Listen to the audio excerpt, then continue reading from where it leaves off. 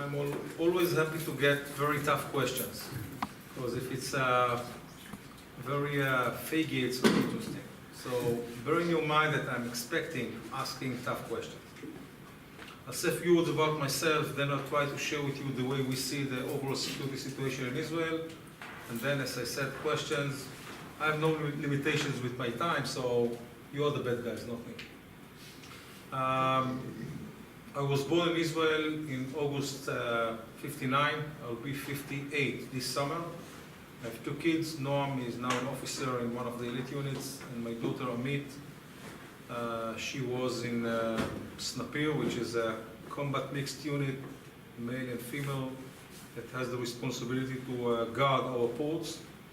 And they take all the procedures to make sure that any ships coming into our ports are not dirty or not with booby traps underneath of the ships, or they're diving behind or under those ships in order to make sure that nobody used them in order to create a damage to our ports. I have 30 years of military experience, mainly in the Golani Brigade and the Special Forces. I retired in 2006 as a Brigadier General. Went to the Prime Minister's office for 5 years, and I have the privilege to be the head of the Counter-Terrorism Bureau, which is actually the Prime Minister's advisor for counter-terrorism. I did it for 5 years.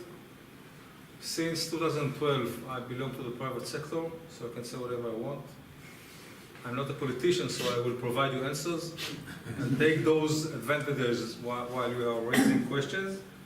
I'm still doing reserve in the Israeli Defense Forces, actually in 3.5 capacities. I'm the Director General of the Juniper Cobra, which are the main big exercise we are doing with the Americans, all the ballistic missile defense exercise. Juniper Cobra and Juniper Falcon, those are the exercise, very big exercise. We just finished Juniper Falcon 2 months ago, and we are in the process to plan Juniper Cobra 18 that will take place in Israel in March, this coming March. I'm also the Chief of Staff of a new command in Israel, the Depth Command, which is very similar to SOCOM, to the Special Operation Command. Actually, we took all the special forces and put them together under one command, and I have the privilege to be the Chief of Staff. I also belong to a bunch of officers that evaluate and select those who want to be full colonels. In Israel, we have a process that when a lieutenant colonel wants to be a colonel, he needs to go through a selection process. It's a 4 days seminar, which we, in a way, evaluate them and see if they can be. And we recommend the Chief of Staff if they can be colonels or not.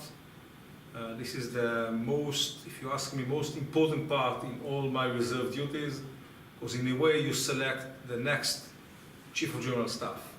If you allowed somebody to be a full colonel, then he can be a general, and then we will probably be stronger. And if you pick the wrong people, then it can be a very huge mistake. And last but not least, in the last 2 years, I had the privilege to lead the Israel investigation team that actually checked all the Palestinian claims from the last operation in Gaza Strip. We built up a structure that allowed them to claim if they feel that we did something wrong. And we did it mainly because 2 reasons. One, we want to be prepared in case of somebody will take us into the ICC, the International Crime Court in Hague. The timetable for a process like that is very long, meaning things that maybe happened in 2014 during the last operation, the ICC will take care of them in 2020. In order to be prepared for those events, if they happen, we need to make sure that we have very good evidence that says that the stories that the Palestinians are telling are not truth. And that was my main mission, to take their claims and check the facts, and to make sure that we are prepared for those potential events in the ICC. But also, if we make mistakes, to fix them. We don't want to keep doing mistakes, and if we make mistakes, it's very important to fix them, because we all know that the next time it's only a question of time. So if by our procedures with our techniques, sometimes with other decisions, we make mistakes. We need to improve and we need to check it. I'll take the next 10 minutes to share with you the way we see the Middle East. And with your permission, I'll start with a wide perspective. And I'm going to tell you that 95% of the problems you are facing in the Middle East is as a result from a clash among the Muslims, between the Muslims, with zero connections to Israel or to the Christianity. For those who really want to understand what's going in the Middle East, needs to go back to 1979. What happened in 1979? The Shah, the leader of Iran, lost his chair because of corruption. And the leader of the Shiite revolution, Khomeini, moved from French back to Iran. The French always create problems. If you look into the mess all over the world, look for the French guy and you will find him. They somehow always create problems. And they allowed Khomeini to move back from French to Iran, and that was the moment that the Shiite revolution started. Now you need to understand that before 79, you couldn't find even one Shiite state in the Muslim world. The Muslim world was divided between Sunni states or secular states. The Shiite in the Middle East are something like 40% from the Muslim people. I'm not adding the Muslim who lives in Indonesia or Malaysia or even in India, because they are Sunnis and they are Eastern Muslims, which is a little bit different than the Muslim in the Middle East. In the entire Middle East, the Shia was something like 40%. But they couldn't control even one state. Being, or if you were part of the Shiite society, you were in the lowest level of the society. That was the case of being a Shiite guy in those Muslim states. So when the Shiite revolution started, for most of the Shiite people it was like first time ever, after many years, thousands. The clash between the Sunnis and the Shiites started something like 1400 years ago. And I'm not going back into that piece of history, it's too much. But for the Shiite people, it was like, first time we have the chance to raise our head. Since then, since 1979 till today, 2017, we have 4.5 states controlled by the Shia. From the Shiite point of view, this is a great achievement. From the Sunnis point of view, this is a nightmare. For those who want to understand the overall situation in the Middle East, have to start with the questions, who belong to whom? And by that, starting understanding the clash and the interest in why you see things, very interesting things in many places. We have Iran controlled by the Shia, Iraq controlled by the Shia, Syria exists because of the Shia, and I believe that within 2 years, Syria will be dominated demographic by Shia. In a minute you will understand how. And Lebanon controlled by the Shia. The half state, by the way, is Yemen. Now, if you understand that tense between the Shia and the Sunnis, you can understand why the Sunnis pragmatic states are really concerned about what's going in the Middle East. For those who read the newspaper about Qatar yesterday, all the steps that those Sunnis pragmatic states took against Qatar is because the Qatari decided to hold the stick from the both sides. On one hand, to belong to the Sunnis, but on the other hand, to cooperate with the Shia. And we are living in a stage which is not acceptable. Why? Because they are killing each other big numbers. I'll open another window for those who want to get into the details. ISIS was established from the Al-Qaeda wing in Iraq. ISIS is a new entity, 5 years, 6 years.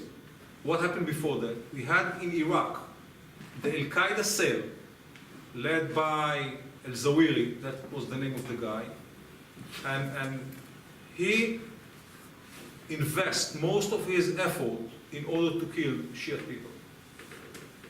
He belonged to the Sunnis, and as part of the revenge, again, you have to understand, Iraq, 20 years ago, was a Sunnis state. You all remember, if not, I warmly recommend you to read about that, the war during the 80s between Iraq and Iran. Iran then was still a Shiite state, Iraq then was a Sunni state. 8 years of wars, 1 million casualties, including using chemical weapons. Why it stopped? Because they were tired. Zero achievement, 1 million casualties.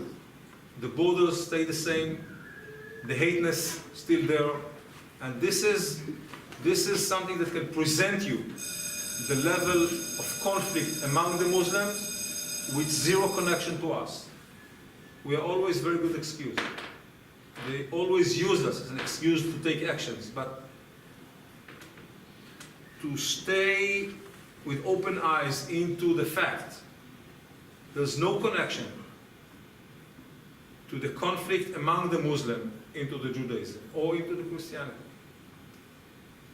I'm trying to open the scope so you will understand that most of the things that you are observing in the Middle East is a result of that clash. We understood that we cannot influence it. We cannot influence the situation in Syria. We cannot influence the situation in Iraq. We cannot solve the conflict among the Muslims. So what should be the Israeli policy in that case? There's chaos all over. There are many terror events. Many people are dying just because they are there. And the Israeli policy toward that situation is very simple. Stay strong. And prevent those who are trying to use that chaos in order to attack us. And I'll give you the Golan Heights as an example. We all know that in Syria we have a huge chaos. People are dying just because they are there. And there are too many players that are looking for taking the advantages of the chaos in the Golan Heights in order to use it to attack us. So we published a very simple policy. We will not let anyone to use the chaos in Syria in order to attack us. And we do not care which type of flag he has. It can be the Iranian, it can be Hezbollah, it can be Jabhat al-Nusra that's strongly supported by Al-Qaeda, it can be Juadat al-Yarmouk that's strongly supported by ISIS. We do not care. Anyone who is going to use that platform, the chaos in Syria, in order to attack us, will be prevented before even start doing something against us. This is our policy. And on the other hand, we believe that we need to supply humanitarian aid to those Syrian people from the other side of the fence who suffer from that war just because they're there. And by the way, we believe that providing the humanitarian aid will build maybe a new friendship between us and them. And for the next future, we will be able to build up kind of a security zone that will add another layer of defense into the state of Israel. If I can show you the Israeli list of threats, Hezbollah will be number one, by far than anybody else. Number two will be the Hamas. Number three will be what we consider as the global jihad, those jihadists who are willing to commit suicide and kill Israelis or kill anybody else just because they believe that this is the right things to do. Number four will be all those terror cells inside Judah and Samaria, inside the West Bank, inside Yehuda and Shomron. For those who are asking, what are the reasons that generally speaking, the security situation in the West Bank is good? And believe me, comparing to all years that I can compare, by numbers, the overall situation in the West Bank is good than it was a year ago, better than it was 2 years ago, and the reasons for that are three. The security fence that we established around most of the West Bank, the cooperation with Palestinian security forces, and they cooperate with us not because they like us, and cooperate with us not because they want to be part of AIPAC. They cooperate with us because they're afraid from the Hamas. They know what can happen if the Hamas take over in the West Bank. And for those who needs to refresh their memories, can go to YouTube and see what type of action the Hamas took when they took over Gaza in 2006. They captured the Palestinian security forces, took them into the 6th floor and pushed them into the street. As simple as it is. And by that create the level of deterrence, and by that create the level of fear. And those Palestinian security forces who lives in Judah and Samaria in the West Bank do not want to be in that position. That's the reason why they cooperate with us. Very, very tight and strong cooperation. Sometimes you need to be able to understand between the lines that we do have very good cooperation with the Palestinian security forces. And last but not least is the Israeli approach to conduct what we call prevention arrest operation. What does it mean? Based on the intelligence we have, and we have very good intelligence, if someone who lives in the West Bank from the Palestinian side start thinking, participate to the terror arena, we will arrest him. Based on the intelligence, we are coming during the night, and trust me, every night we're conducting those type of operations. Arrest those people, interrogate them, get more information, and arrest the next person online. And by that we succeed to keep the level of terrorism in Judah and Samaria in a very low profile. I would like to say something about Jordan and then about the Hamas, and then ask you to ask tough questions. We do have very good cooperation with the Jordanians. The King of Jordan knows that he can rely on us. Again, I don't want to open it for too long historical session, but during the 80s, Syria threatened Jordan. Why? Because they had few things to argue about. The Israeli response was taking the Israeli Air Force, flying above Jordan, make some noises, and that was enough for the Syrian to pull back. We will keep that policy toward any threat that can change the situation in Jordan. We cannot allow ourselves that Jordan will be next online from the ISIS point of view. We cannot allow ourselves that the peace treaty with Jordan will be shaken. This is the longest border we have, more than 400 kilometers, and we don't want to transfer this border into a border that terror events are taking place all over. So Jordan is one of the keystone of the stability in our region, and we need to keep it. Few words about the Hamas. As I said, they are number 2 in our line, in our list. I believe that after the last operation in Gaza, the Hamas are threatened by us, and they deter by us, and they will not hesitate, as far as I can assess, in the next future to open a full military campaign against us. Having said that, I'll share with you one of the dilemmas, and you will see that things that are very clear today can be very, very unclear tomorrow. Hamas digged tunnels from Gaza toward the state of Israel. The title of those tunnels is the attack tunnels, meaning to use the underground dimension in order to cross the fence and attacking Israeli villages or Israeli soldiers inside Israel without any chance to discover it before they show up from the ground. And again, if you want to see clips, there are many clips on YouTube describing that phenomenon. For many years we were looking for solutions, mainly technology solutions, and we couldn't find good solutions. The reason that we couldn't find good solution is because the soil in the Gaza area is very sandy. So the echo from digging is very low. And it's very tough to define between a person that digs and an animal that digs. And many animals always dig tunnels for themselves. Therefore, we decided to build up underground wall, 40 meter deep, full of sensors, that if somebody tried to dig, he will hit the wall and we will get a very specific place which we can prevent. Now, what is the dilemma? Hamas know that we are building that obstacle. It will take us, let's say, 1 more year before we complete all the underground wall, 40 meter deep.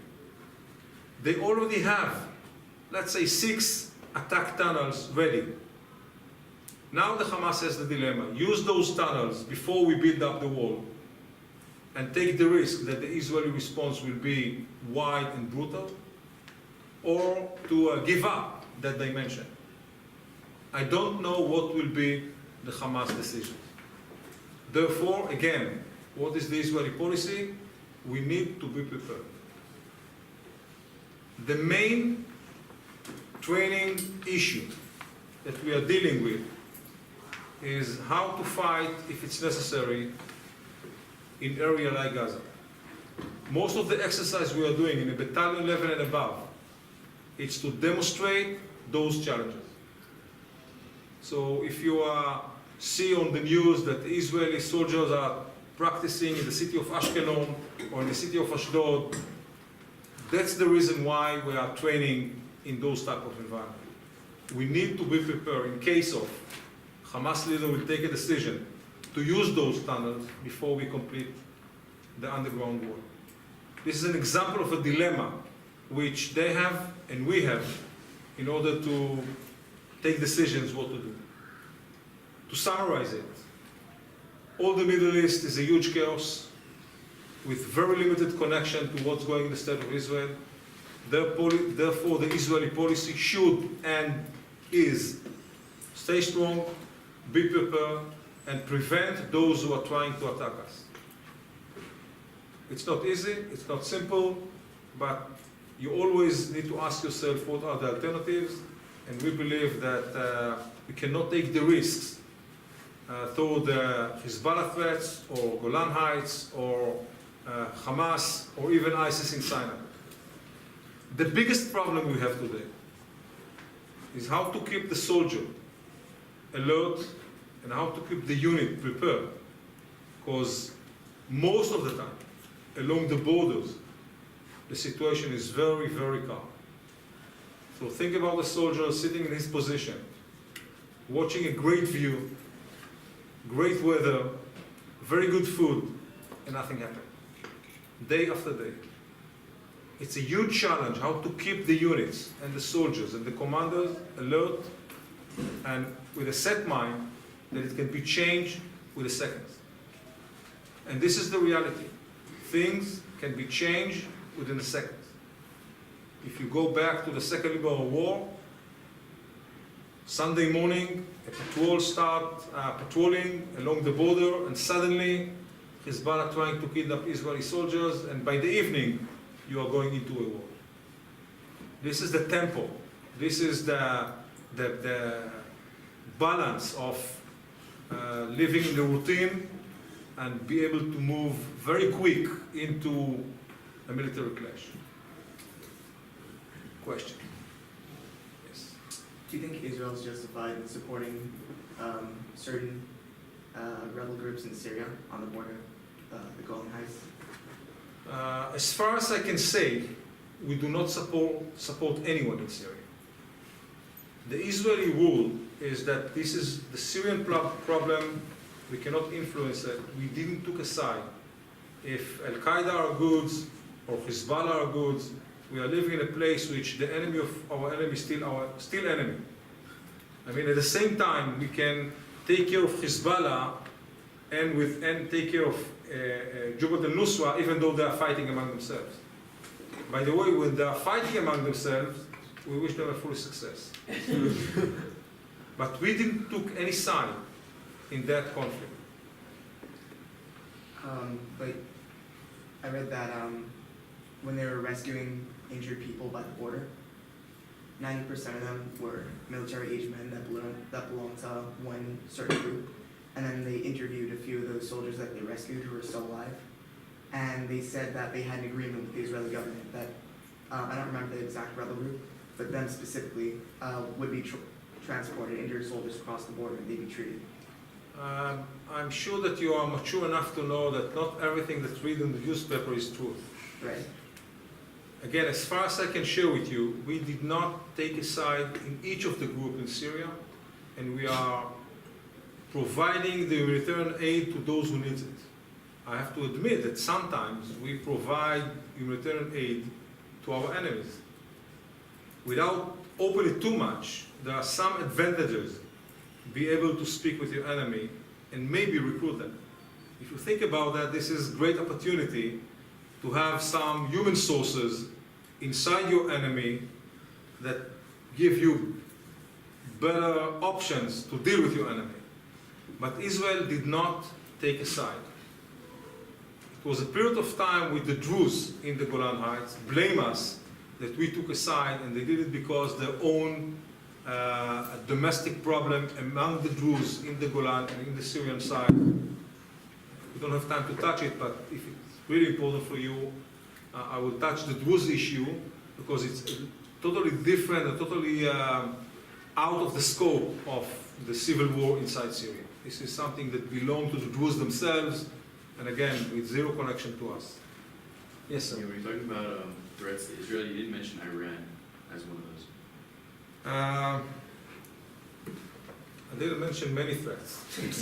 The list is very long, and the options are very wide. Let me tell you two things. Three. I believe that the Iranian nuclear program is not against Israel. Israel is a very good excuse to have it, but the Iranian needs the nuclear program as an insurance to keep the Shiite revolution. The Sunnis already have the bomb, Pakistan. So the Shiite need it for themselves. Using Israel as an excuse, it always works.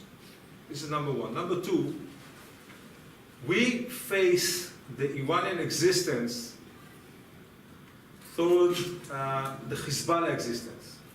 And I've mentioned Hezbollah as number one. Yeah. So I don't need to add Hezbollah and Iran. And three, the Iranians are less strong than they declare. So we do not really consider Iran as a direct military threat against us. The military threat exists through Hezbollah, and all the rest of it, it's less critical as they keep saying. Yes? Do you think with the United Arab Emirates and like other countries, most of the Arabian Gulf stop supporting Qatar, that there will be less funding for Hamas? The main source for income for the Hamas came from the Qatari. If the Qatari stop sending money, Hamas will not be able to exist. I believe that this is a great opportunity to shape the Middle East a little bit. It's a great question, what will be the Qatari response? I think that they were fully surprised by the last sanctions led by the Saudis. I think that the American has a huge dilemma. I know that the president supports those sanctions, but bear in your mind that the American has many assets in Qatar, and they can find themselves in a position that the Qatari ask them to leave the area. It can be a huge change. I would like to believe, and I know that I'm a little bit optimist, maybe too optimist, that the Qatari eventually will understand that they cannot hold the stick from the both sides, meaning they cannot say that they are part of the Sunnis world, but at the same time funds the Hamas that with the Muslim Brotherhood fight against the Egyptian in Sinai. This paradox must be stopped. I hope that the Qatari will be smart enough to say, okay, we went one bridge too far, we will pull back from the cooperation with the Iranian, we will stop supporting Hamas, and that this is a great achievement that may shape the conflict between us and the Hamas differently. And from that perspective, I'm an optimist. Yes? Do you think that at least in the near future, but I mean even like 50 years, the Sunni Shiite war chaos will, like anything will change with that, or will No, that just continue? That's forever. That's So for there's the, no that- solution. that's for, I believe that, you know, I don't have the crystal ball. I don't know. I can assess. I can look what happened in the past, and I can assess what future can bring us. I believe that the conflict among the Muslims will stay for the next decade or two. What can stop it? There will be time, as it was in the Iran-Iraq war during the 80s. You know that when it comes into religious issues, sometimes you cannot really understand what it's all about, but it's very bloody. Not so many people even understand what are the differences between the Shia and the Sunnis. I warmly recommend you to study it a little bit. And you will see that the differences between them is not so big, but it's big enough to blow up each other. Also, how does Qatar gain from holding, like you said, they hold like the stick to both sides. How do they gain from like playing both games? Good question. Sometimes you don't want to gain anything, you just want to be the bad guy. They reach enough to do whatever they want. And first time ever somebody launched a message, no longer, no more. You have to pick a side. They are rich enough to play in any court they want.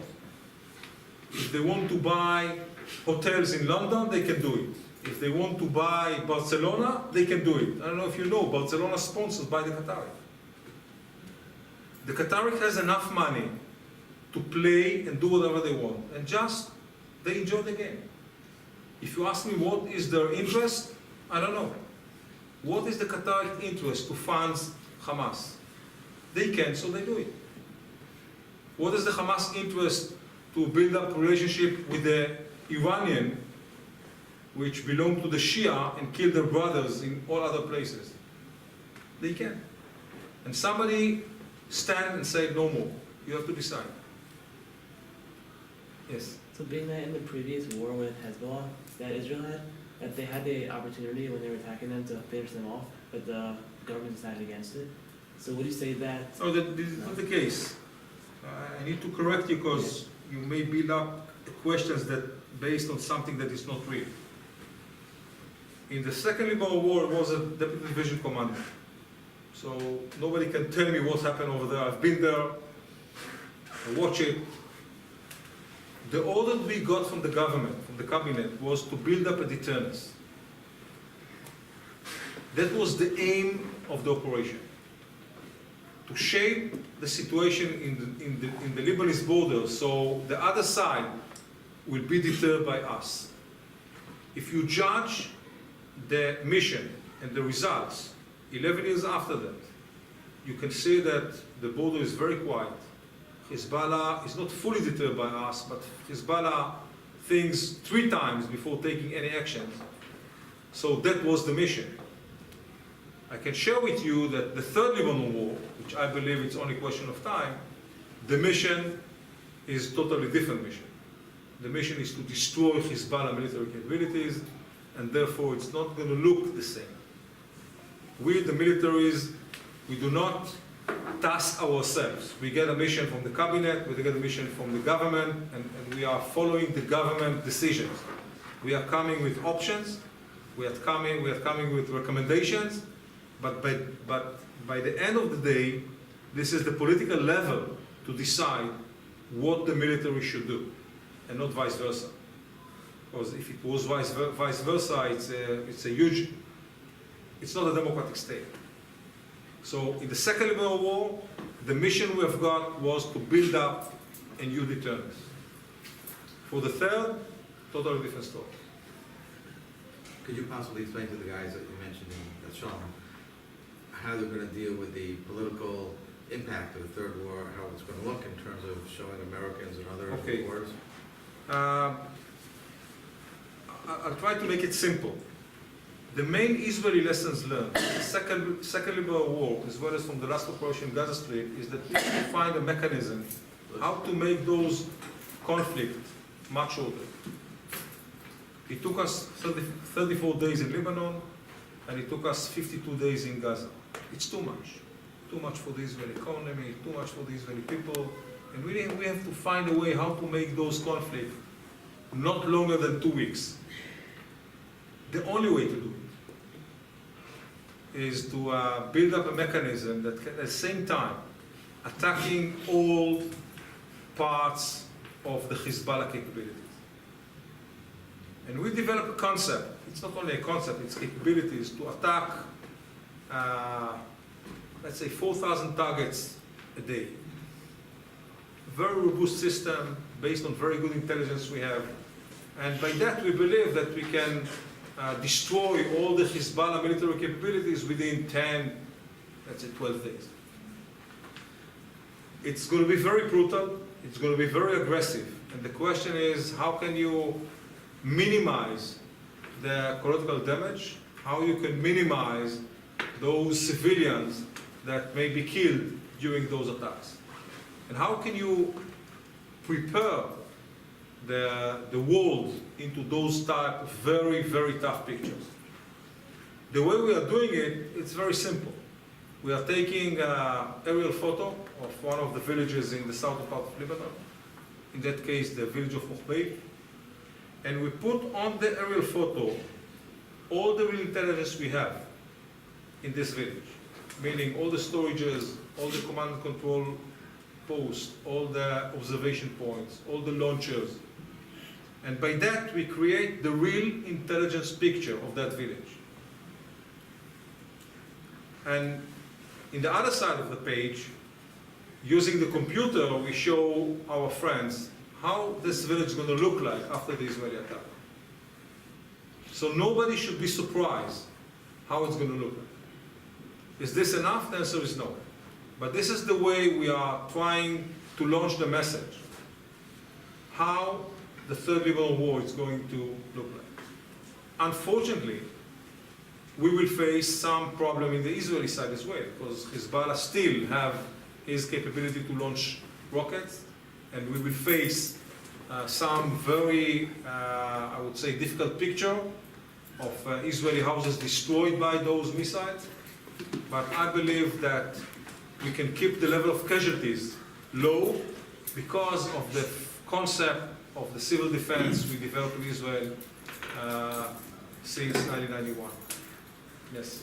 So, you said that in the Third Lebanon War you're going to destroy Hezbollah, but what do you do to prevent the organization from rising up and taking the place, essentially? Because all the financial backers, the back of the boys, how do you prevent the organization? The scenario which I believe can change the reality in Lebanon is the following. The Lebanese military forces, which are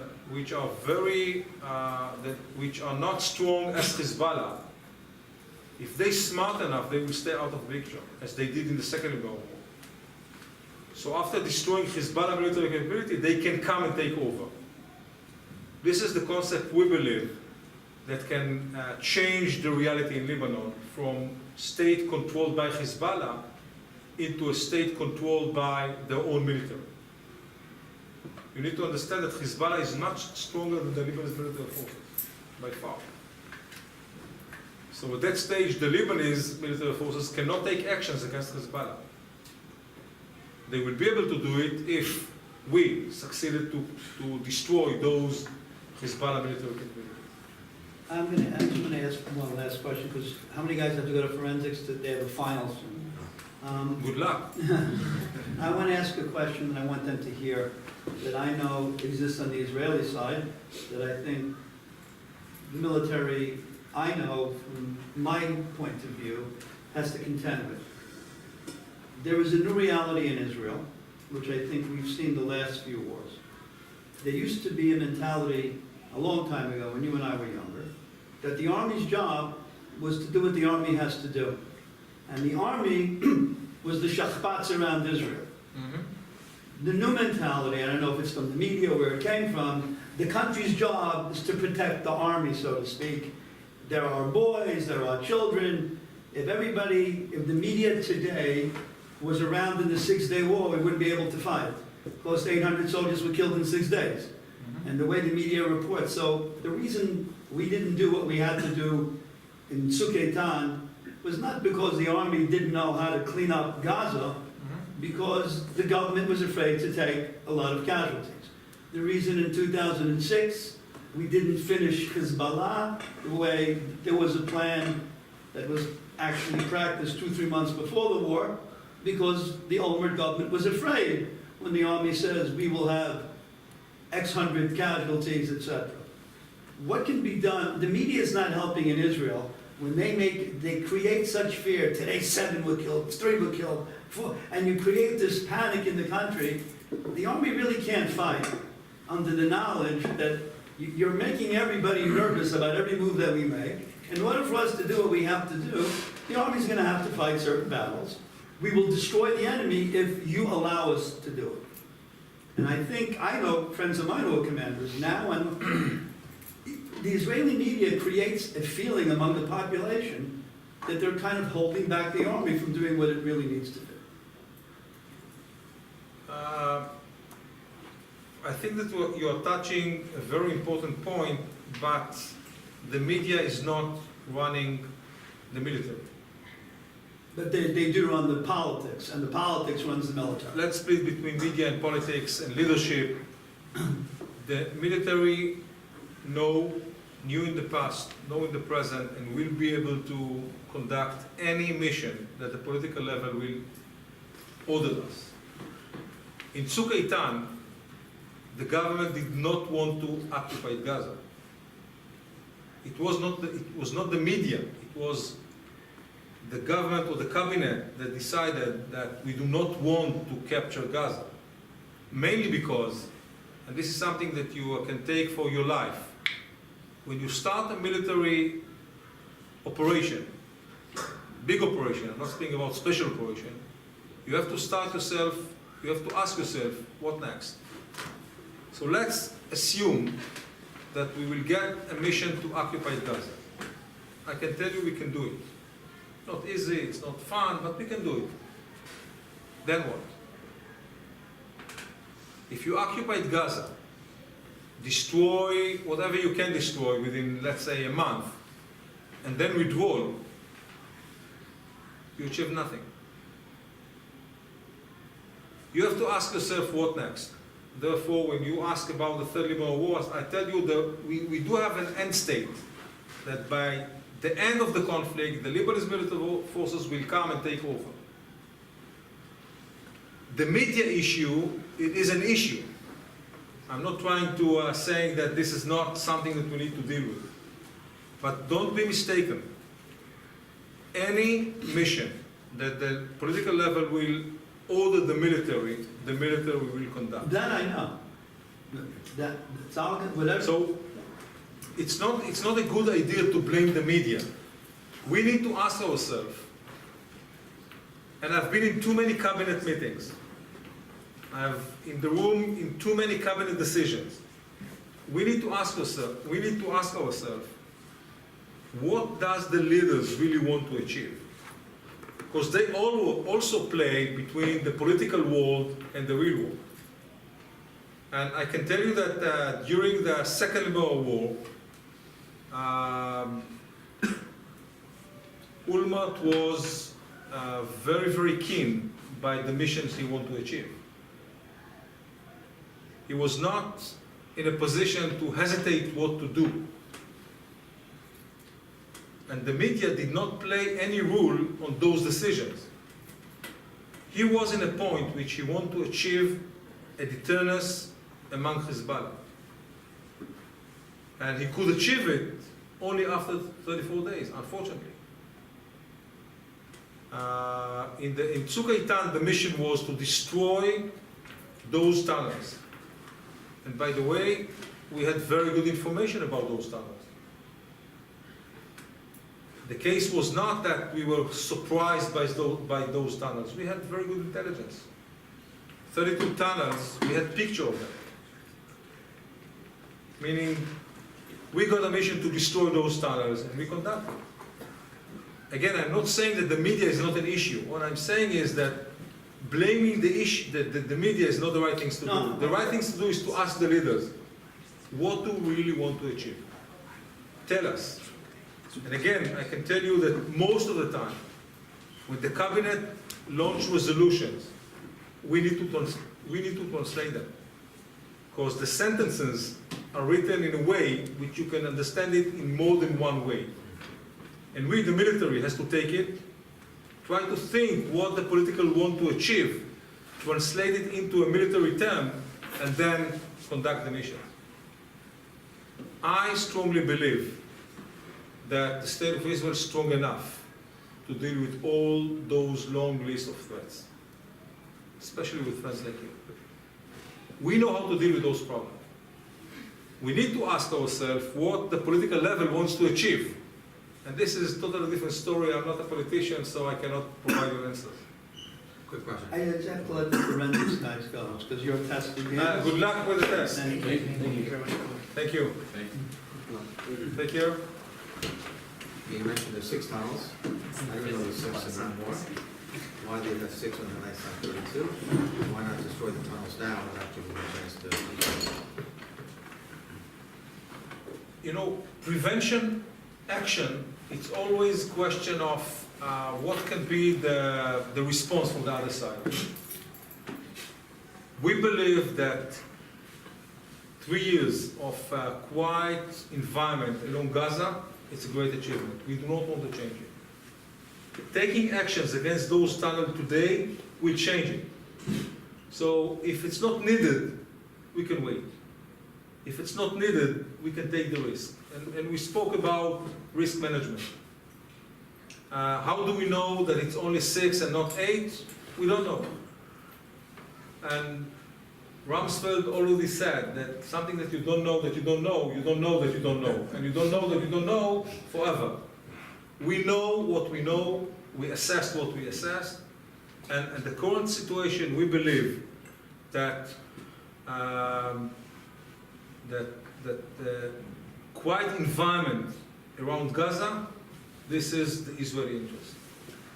Now that there are less people, the specific question that I want to ask, I showed up on July 12, 2006 to do my Miluim, I do it in Yudav Shomron. Okay? So I wasn't there, but I was in touch with friends who at that time were as high ranking as Aluf Mishnah. I know for a fact that in May of 2006, the army had a huge targil up north. What happens if they tried to kidnap soldiers? And Patzmarim and rockets, what do we do? And the plan that we had was not the war that was carried out in 11. The plan that we had was very different. The government had the plan.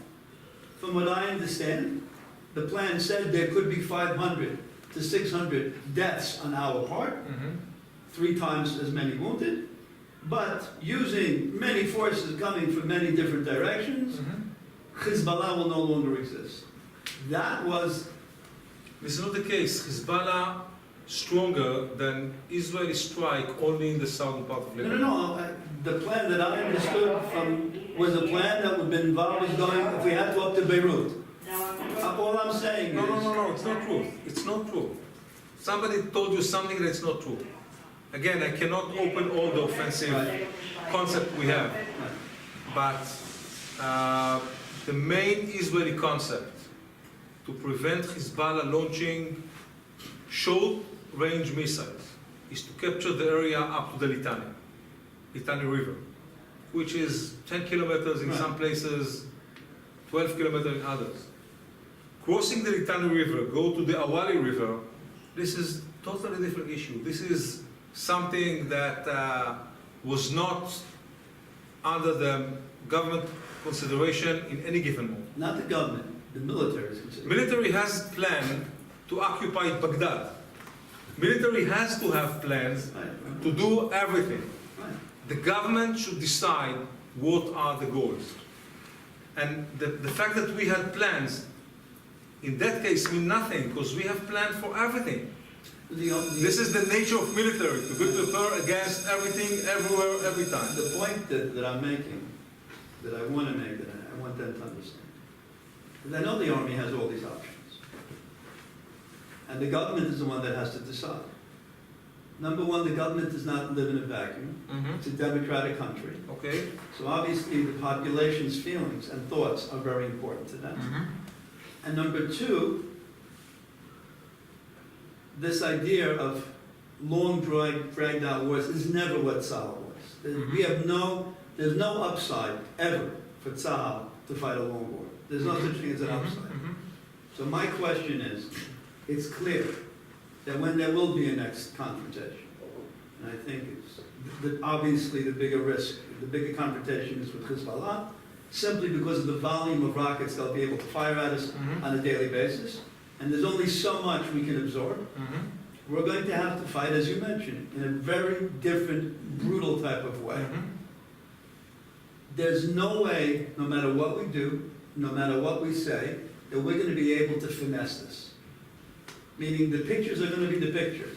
The damage is going to be the damage. I agree. And I think we all have to understand that. No matter how much Hasbara there be, no matter how many pictures, no matter how many layovers, in order for us to protect the state of Israel from the next war, it's going to look very, very bad.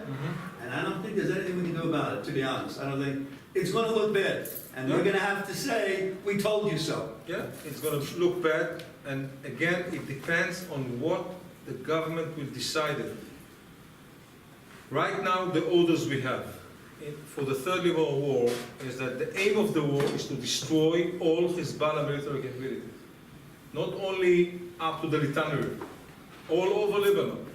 And therefore, it's totally different than what happened in 2006. Are we going to suffer casualties? The answer is yes. How much? I don't know. I don't know. It's not going to be fun. It's not going to be a day trip. It's going to be a long journey with many casualties. But we believe at that stage that living side by side with the Hezbollah military capabilities exist. It's more danger than fight against it. And as I said, we are looking for the excuse to launch that type of... I want to ask, just again, being the Hezbollah so invested now in Syria, what could be their interest to want to start off with us? What's the upside for them? The nature of Hezbollah, the reason Hezbollah exists is to fight against Israel. And if for 11 years they do nothing, the voices asking why do we need Hezbollah are more and more often. So they need to take action. This is the nature of Hezbollah. And they need to take the risk from their point of view, because, as I said, if they keep doing nothing with us for the next 5 years, they will not be existing. Time for one more question. Yeah, more time. One more question. One more question? Go ahead. So just a pre-question. Do you believe that Israel stole uranium from America in the 60s? From Apollo Pittsburgh? I'm not sure that I understood the question. Do you believe that Israel stole the uranium from America in the 60s?